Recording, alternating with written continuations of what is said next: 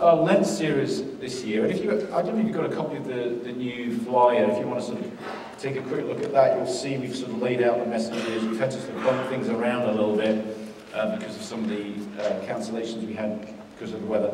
But we're starting this series called Sharing Life Stories, Doorways to Meaning, Connection and Purpose. And you'll notice that there are several workshops associated with the series as well. So do check those out. They are, you could go to just one of those workshops, and you could go to the second workshop and not go to 1 and 3 and still have a really great experience. But it would be an even better experience to go to all 3. Okay, so they're on Saturday mornings, spaced out every 2 weeks throughout this series. There'll be very valuable experiences. Just want to encourage you to think about those, and there's sign-ups for each of those workshops, as well as our Lenten Quiet Day out in the lobby on that welcome desk. So do check that out afterwards. Those workshops are going to be led by Vike Thurston. Vike, about a year ago, and Vike used to, where is Vike? He's in his own. There's Vike. Vike, up until recently, was on our pastoral team. He's taken some time out of that kind of leadership because he's spending more time with his music. He's a very accomplished pianist. I was going to go and see him play this afternoon, but it's been cancelled because of the weather. So, another reason this weather's just, man, be glad when it's over. But Vike last year, about this time last year, led a series of 5 workshops called Telling My Story. And I would say that it's fair to say this series is loosely based on those workshops. I mean, it's going to be a little different. So if you went through those workshops last year, I'd still encourage you to attend the workshops this year, and certainly to be part of this series. But what we're doing is sort of getting at this issue of story and looking at it from both a personal point of view, so thinking about our own stories, and also trying to look at other people's stories or see other people as a story. Right? It's very easy for us, I think, to capture some part of our story, often the past, and kind of get trapped in that. We get trapped in a role, we get trapped in a scenario, we kind of think of ourselves a certain way. And likewise, it's very easy to see other people and kind of entrap them in some story that we've kind of put them in. Usually that's in the present, right? We see somebody, they act a certain way in the present, and we just think, well, that's what they're like. But the truth is, we don't know what they've been like, what they've been through, where they've come from, and we don't know where they're going either. We may sort of have imaginations of where they should go, in our mind, but we don't know that for sure, right? And the same for us. So we're going to kind of explore this a little bit and look at how especially the way we see our story determines a lot of how we see our significance, our meaning, our purpose in life, and also our connections to one another. The way we see ourselves can inhibit connection to other people, or it can promote it. The way we see ourselves can make us someone who engages other people and draws story out of them. Or we can be perhaps more fearful and reticent to even engage at that kind of level. So we're going to kind of explore these things. Now, I would say it's fair to say also that it's a continuation in some respects on a series that we did last fall. If you remember, we did something called Transforming Relationships. That was the title of that series. And we looked at the importance of relationships in terms of our human development and our need for one another, and particularly our need for vulnerability and intimacy, a place of safety where we can go with people. Not with everybody, but with 1 or 2 people where we can really be ourselves. That seems an important aspect of what it means to follow Jesus. That's kind of the business that we're in here. And an important aspect of just growing and being more fully actualized as human beings. So we're going to sort of continue that approach, and we're going to see that relationships are crucial to all of this, because it's through relationships, as we think about story, it's through relationships that we can begin to perhaps see our story in a different light. Okay? We're all looking for meaning. We're all looking for purpose, right? We very frequently look back at our lives or reflect on our lives and read meaning and purpose into it, which may or may not be accurate, but that's what we do habitually as human beings. We're perhaps unique as organisms on the planet in doing that. We don't just live second to second or minute to minute. We look for patterns. We look for a deeper understanding about who we are, where we've come from, and where we're going. Now, when we think about looking back, it's very easy for us, as I just mentioned, to begin to tell ourselves a story about our life that can be restrictive. It might even be negative. It might even cause us to see ourselves in a dark light, in a light that isn't positive. And so through this series, we're going to sort of open that up a little bit and reflect on some different ways of telling our story. Let me just share a brief story from my own life of perhaps how this can work. So about, let me think, it was about 1995 this would be. So how long ago was that? That's nearly 20 years ago. Oh my gosh, doesn't seem that long ago. But 1995, I was practicing medicine. I used to be a paediatrician back in England. And I'm not a paediatrician anymore. I'm a pastor here, right? Now, and the reason I'm a pastor is not because of some blinding light or shaft of light that came into my bedroom one day and said, "Thou shalt leave medicine and become a pastor." It was way more sort of gradual and sort of way less dramatic than that. But part of that change process for me happened back in the mid-90s when I was working in Latin America, working in Nicaragua, actually, in Central America. And I developed these connections to some churches in Ohio, one in Columbus, Ohio, and Cincinnati, Ohio. And cut a long story short, it resulted in me being asked, and I was married then, and I've got 4 kids now, just had 2 very young kids then. I was asked to come and be part of that church to help them start a community development project in their church, sort of in a particularly needy area of the city, in Cincinnati, in an area called Over the Rhine, which has kind of had quite a reputation back then. And so, I was kind of on my way back to England, go and get my job back there, and I thought, well, we could, this is, I felt kind of flexible, we could do this, we could help this church. They'd really sort of supported us. It was an interesting work. And so I went back home and told my medical colleagues and my bosses that I was going to leave for a year. I was just going to take a year out and go and work for this church. It wasn't in a medical capacity anymore, but that's what I was going to do. They all thought I was having a nervous breakdown or something like that. Like, why on earth would you do that? And they hadn't even heard of this church. It wasn't Church of England or anything like that. It wasn't a proper church. And just even in England, people aren't very religious in England anymore. So, if you talk about going and working for a church, there's no frame of reference for that. That's like you've lost it, and you're kind of having a nervous breakdown or something like that. And I sort of left kind of, it was a little bit awkward, and I sort of felt a little bit embarrassed, but I thought it was the right thing to do. I felt I was following God, following Jesus, and it turned out to be a complete disaster. Because what happened was, if you remember back then, this was the end of '95 going into '96, there was a government shutdown. It was Bill Clinton and, I always forget the other guy's name, who was the leader of the House? Newt Gingrich, that's right, Newt Gingrich. So remember that, because Newt is an unusual name. But anyway, Bill Clinton and Newt Gingrich kind of were head-to-head, right? Do you remember that? And the government shut down. That meant what was then called the INS, the Immigration Department, shut down. I couldn't get a work visa. I couldn't get a work permit. So I couldn't work legally, and I decided not to work illegally. I couldn't work legally and earn money. And I'd spent all my savings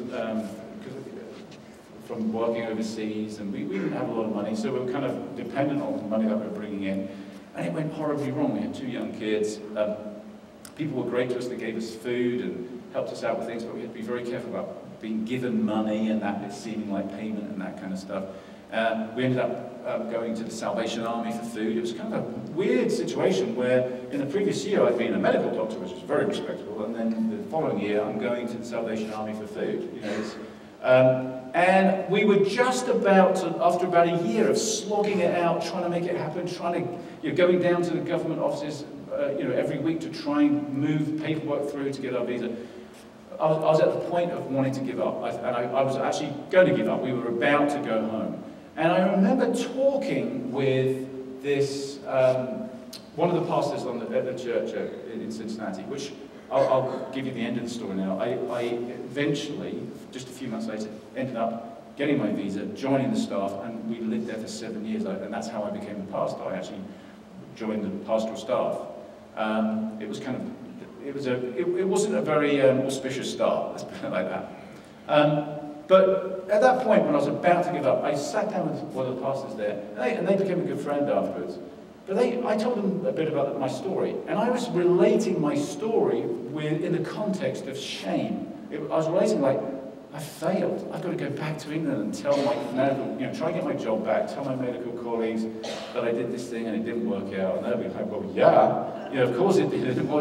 And I just felt, I felt like I'd let people down, let my family down, that I must have done something wrong. I wasn't struggling hard enough, I wasn't pulling the right strings. Maybe God doesn't like me, but I've done something. I just saw it as negative. I couldn't see anything positive about it. And I didn't say that. I wasn't saying, hey, I'm really ashamed. But it must have been clear that was the context in which I was interpreting my story. This guy just said to me, man, I can't believe how courageous you've been for this past year to keep going in the face of such adversity. I can't believe how determined you've been and that you haven't given up. That's incredible. And it just hit me out of the blue, because really he was sort of being complimentary. He was really saying, he was interpreting my story in a completely different way to the way that I was. And he wasn't just sugarcoating it, and this isn't about trying to make, we do bad things and bad things happen to us, right? And that's part of our story. And this isn't about trying to sugarcoat things that are really actually bad. And we need to see them as bad. But rather, helping us to see that we're not necessarily all those bad things. Those bad things don't necessarily define us. And in fact, many things in our lives are out of our control. And rather than interpreting them as though it's our fault, or as though we are that person, like, I am a failure, and therefore I'm going to take that role into future life. Like, I'm not going to try anything because I don't want to fail. I'm not going to take any risks so I don't want to fail. I'm not going to push the boat out too far because I might fail. I don't want to go through that experience again, because the likelihood is I will fail because that's my role. I play that character in my life story. It's very easy for us to carry those things into the future. But this person who shared a completely different perspective changed my mind. It's like I suddenly realized, maybe God sees me that way. Maybe God is not disappointed in me because of this failure, but God is actually proud that I haven't given up. Right? So it's a whole different way of looking at it. So now, what can we take away from that little illustration? Well, I think a couple of things. Firstly, we need to get our stories out there, right? We need to be able to share our stories. And some of, I didn't find it easy to talk about that. There's more things in my life that are harder to talk about than that. Okay, that's not all that embarrassing. I have more embarrassing stuff than that. But it was still at the time a little embarrassing. I was in my, what was I then, early 30s, and you're kind of like, wanting to change the world, and I'm nearly 50 now, and I don't really care anymore, how that happens. You're not going to really do that much anyway. But I was kind of all ambitious and all the rest of it, and I felt kind of embarrassed about it. And as I was sharing the story, it wasn't easy for me. So getting our stories out there, it can be a challenge. But here's the other thing about it, is that it takes somebody else, usually, it takes somebody else to give us a different perspective. Right? It's very hard for me to sit down and think, okay, now let's look at this from another angle. And we can do that, and over time I think that's a skill we can learn. But at that time, I wasn't able to do it. I was just absorbed in this negativity. I just could only see it a certain way. And it took me sharing it to then give somebody the opportunity to say, hey, I don't see it like that. I see this. And then when at a later date, where I went through actually a similar situation, but a lot worse, I remember that conversation, and it's not like that conversation then made everything better for the rest of my life, but I was in another situation able to think, hang on, okay, maybe it's not all doom and gloom, maybe I'm not failing as badly as I think, maybe there's another story here, and so it empowered me to think differently about my life in another situation going forward. So this is the kind of thing that we're going to be talking a little bit about. And I wanted to actually invite a couple up to come and share some of their experiences with this. And in just one moment, that's Vike and Tony, who Vike's going to interview Tony Gilbert, otherwise known as Mr. Scrooge. Okay, so you're going to have to, we've got to do another play, Tony, so you can, not be typecast as Scrooge all the time. We're going to get you in another character. But they're going to just share a little bit about an experience that Tony had actually in those workshops that Mike did last year along these lines. But before they come up, I wanted to share a couple of instances of how Jesus did this. Because Jesus was constantly spinning people's stories for them. And I don't mean spinning it as in just sugarcoating and making it nice, but kind of flipping it around and helping people see things differently. For instance, we're not going to read these passages because it's not really enough time for it, but remember the story of the woman at the well. This is a story that we talk about quite a lot here at Cedar. It comes in John chapter 4, and it's a story about a woman who's at a well drawing water in the middle of the day, which is very unusual, because that's not the time you draw water from a well. Because it's really hot and you're exposed. She's obviously hiding away from people. She's going to the well, she's going to this public well at a time when less people will be there. And as the story unfolds, it's clear it's because she's somewhat ashamed. And it turns out that after she engages with Jesus, or Jesus engages with her, she has this conversation, and there's all sorts of taboos that get broken, because Jesus shouldn't be talking to a woman, and he should be talking to a Samaritan woman. She's from Samaria. But sort of the crux of the story, Jesus asks her about her family life, and it turns out she's had 5 husbands. And you get the feel that she has this reputation, right? And it's really unfair in many respects, because women in the Bible who have had 5 husbands have a reputation. Men in the Bible who have multiple wives or concubines, they have a very different reputation, right? It's almost viewed positively. So you've got David, King David. We all think King David's fantastic. He had that minor indiscretion with Bathsheba. But he also had loads of concubines. I would never get away with that, right? That would be frowned upon. That would be frowned upon. But, in those times, culture was such that, men could get away with that thing and women couldn't. And so this one was branded as, a certain kind of person. Right? I won't use the language there. Anyway, Jesus, though, in his interaction with this woman, completely flips around. He says, yeah, you've had 5 husbands, but I see you as thirsty. I see you as hungry. I see you as searching for something. I see you as somebody who's not satisfied with what you've had. Now, Jesus isn't justifying all of those husbands and saying, yeah, just go, have these sort of relationships that don't go very far, that don't carry much weight, and I think we all know the pain and struggle of that kind of breakdown of relationship in our own lives, in our own culture. Jesus isn't saying it doesn't matter, but he's just saying you're not defined by that. That is not who you are. You're actually somebody who's looking for truth, looking for love, looking for honesty, looking for reality. And you've come to the right place. He did that with the character of Zacchaeus. You remember Zacchaeus in Luke's Gospel, we read the story of Zacchaeus, this tax collector who's viewed as a cheat and a traitor. And he was so much an outsider that when Jesus came into town, he couldn't even get through the crowd to look in and see Jesus. He was on the outside. So he has to climb up this tree to look in. And he's viewed as cheat, traitor, scum, basically. And Jesus looks at him and says, hey, I'm going to come over to your house. In other words, Jesus looks at him and says, there's somebody who's open-hearted. There's somebody who's desperate. There's somebody who I can be friends with. There's somebody who's accessible.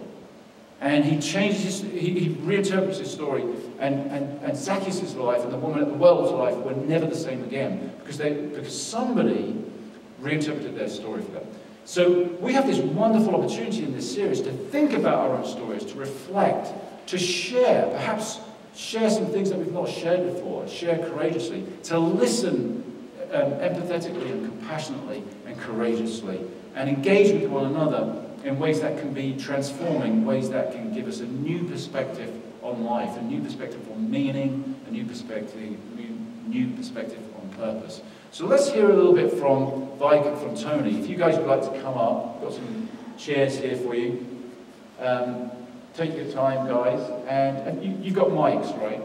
Your mics up, great. Let's welcome Vike and Tony.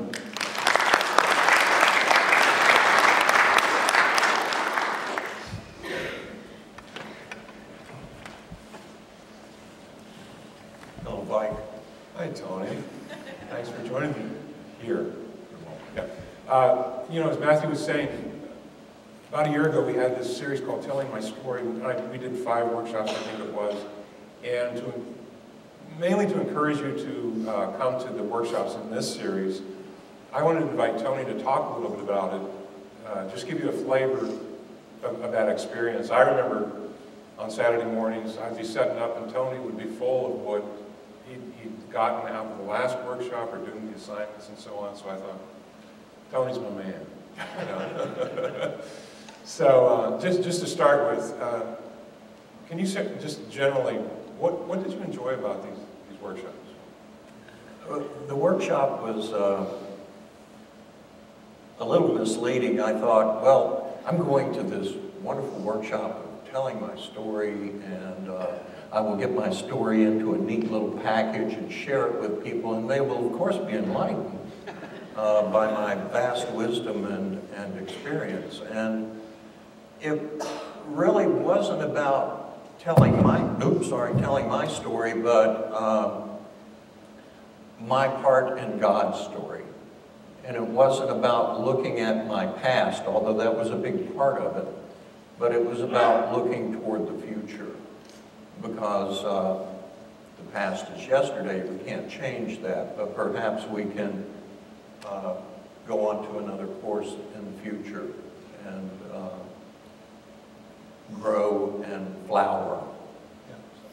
Yeah, cool. So we started in the past. I mean, one of the things we did was we used a book by Don Miller called Storyline, My Subplot in God's Story. And we're not necessarily using that for this workshop. You're free to go find that. But one of the things we did was look at some high points and low points in our life, and then even for the low points, say, where was God in that? What was going on? Just like Matthew shared in his story. It looked bleak on the surface at least, but what was going on there? So, just quickly, Tony, I mean, what were some, as you looked back, what were some high points in your life? I used to be an actor, and that was quite an adventure. I moved to New York when I was 28 and lived there for 22 years. I worked more than some and less than others, but I worked at least once a year, and I had the honor and privilege of appearing on Broadway a couple of times. And those jobs on Broadway were very special to me as an actor. But also, while I was in New York, I became a father. And once that happened, whereas I used to refer to myself as an actor, the first thing out of my mouth was, I'm a father. And that became very important to me. It was very important to my father and his father. Long story. But, don't go into that now. Yeah. But I think the birth of my son was probably the high point of my life at that point. And the low parts of my life were broken relationships. My son's mother and I divorced. My dad died when I was about 29. He was born in 1910, so he was 68. My mother died in 92 at the age of 64. And 2 years later, my brother committed suicide. He was involved with drugs and had an accident at work, and life was not very happy for him. I think his death probably affected me a lot more than I realized, and I later was on a jury where a plaintiff was claiming post-traumatic stress disorder, and an expert described what that was, and I'm sitting there as a juror going, check, check, check. And, but I never got treatment for it, and I think eventually I moved on from that. But that was probably the low point in my life. I've since been told that I've experienced so much loss in my life that I expected, and so that's something that I try and work with and work against, deal with it.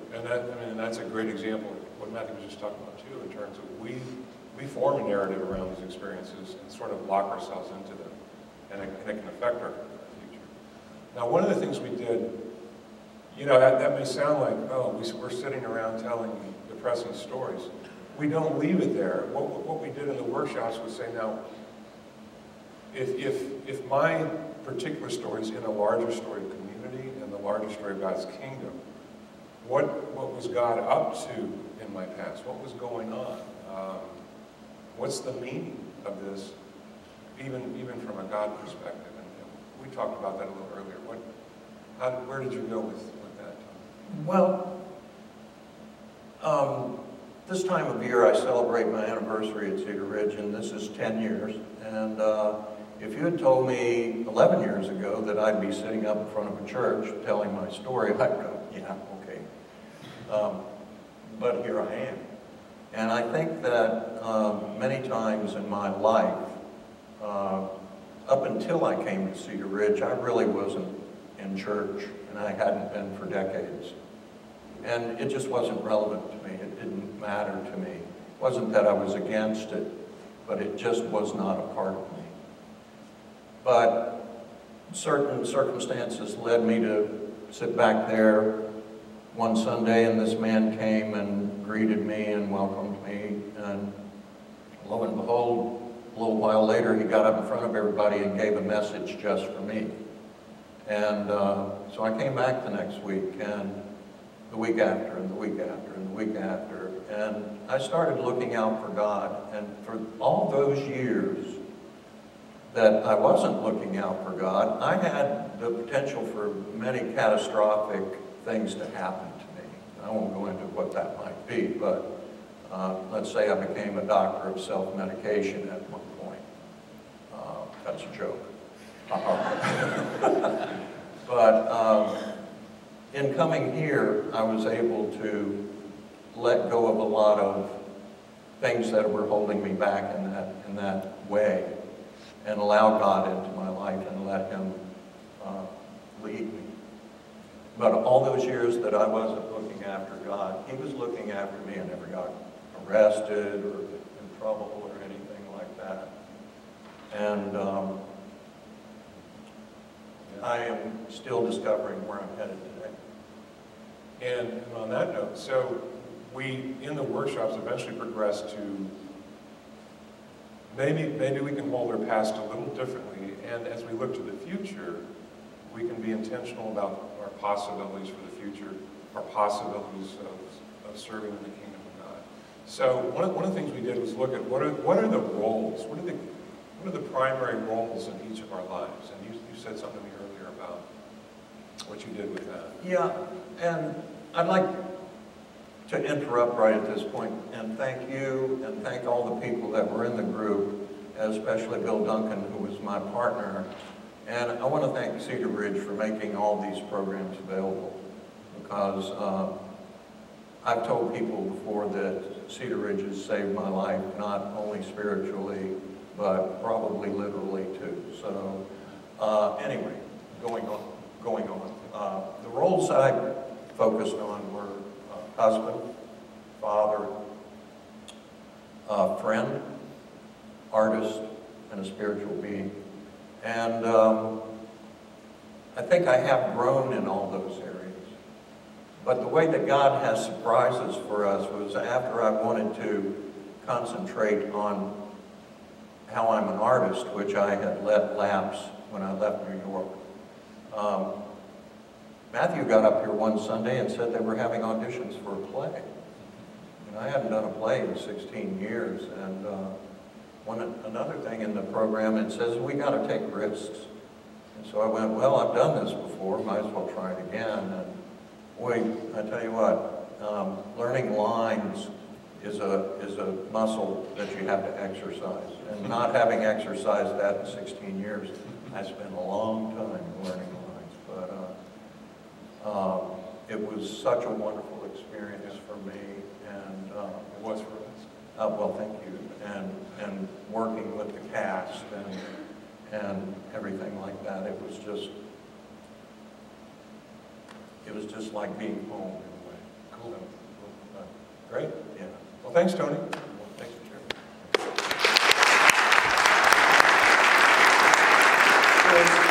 Thank you, guys. Thanks so much. So, I tell you what we're going to do here. We're just going to, we're not going to have the last song. Where's the music team? Just because the weather is getting pretty bad out there. I think you can hear it falling as sleet and freezing rain. So I think we're just going to wrap up here. Just give me 1 minute so that people can make their way home, hopefully safely today. Okay. But I just want to encourage you to seriously think about coming to those workshops. And also, in this season of Lent, okay, this is a time that we traditionally, in the church, not just ours, but churches around the world, kind of setting aside this time for personal reflection, to really kind of let God's Spirit sink deep into us. So, as we go through this series, I just want to encourage you to really open up to it and to some of these concepts that we're going to be talking about.